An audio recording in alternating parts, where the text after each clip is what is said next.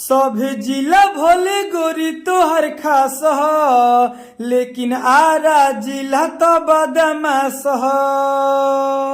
लेकिन हमर जिला तो बदमाश ह। ओहो, का हाल बा सिंगर भाई लोग। फाइनली जो गाना लिखे हैं ना, रंगदारी सॉन्ग है। हमारे जिला बदमाश हो, यूं कहले आरा जिला बदमाश हो। आप जिस जिला के रहने वाले हैं भाई, आपका भी जिला बदमाश है। तो फाइनली न्यू ट्रैक नया अंदाज में हर जिला के ऊपर गाना लिखे हैं।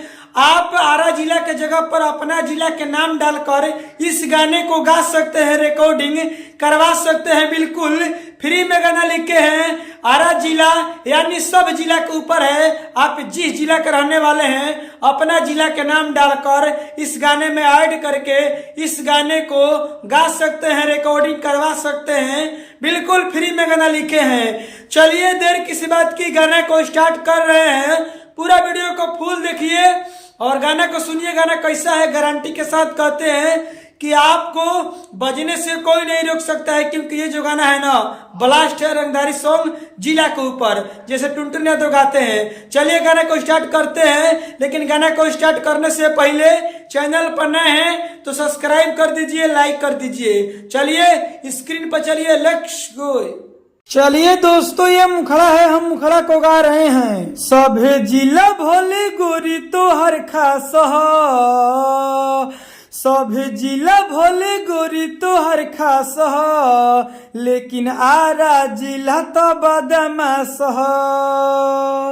लेकिन हमर जिला तो बदमाश ह। दोस्तों, जहां आरा जिला लिखे हुए हैं, आप जिस जिला के रहने वाले हैं, आरा, छपरा, बलिया, बक्सर, रोहतास, कोई भी जिला के रहने वाले हैं, तो अपना जिला के नाम डालकर, आरा जिला के जगह पे अपना जिला के नाम डालकर इस गाने को गा सकते हैं। तो हर चली नहीं पर भी कौन खास ह, तो हर चली नहीं पर भी कौन खास ह, लेकिन आरा जिला तो बदमाश ह। लेकिन हमर जिला तो बदमाश ह, बुझलू, बदमाश के शहर।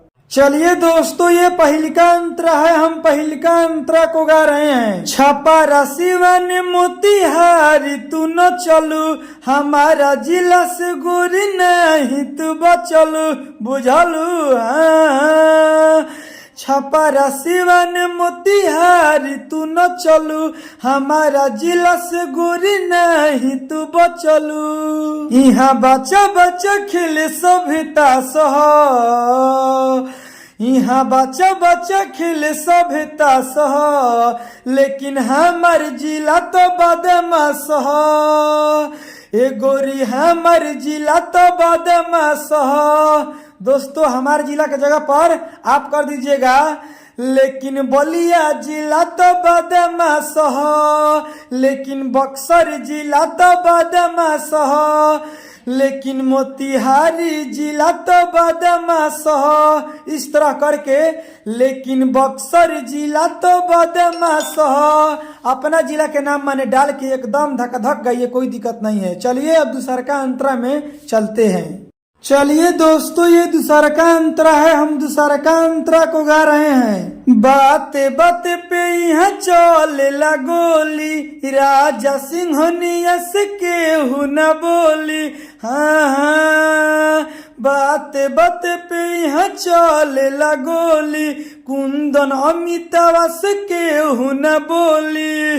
दोस्तों, कुंदन भाई आपका नाम डाल दिए हैं, अमित भाई आपका भी नाम डाल दिए हैं। इसके बाद में हे रोहित करण देखो हे हर जैसन बांस ह। दोस्तों, जहां रोहित है और करण है, तो रोहित यादव और करण भाई ने कमेंट बॉक्स में कमेंट किए थे कि भैया गाना में मेरा नाम डाल दीजिएगा। तो फाइनली रोहित भाई के और करण भाई के गाना में नाम डाल दिए हैं।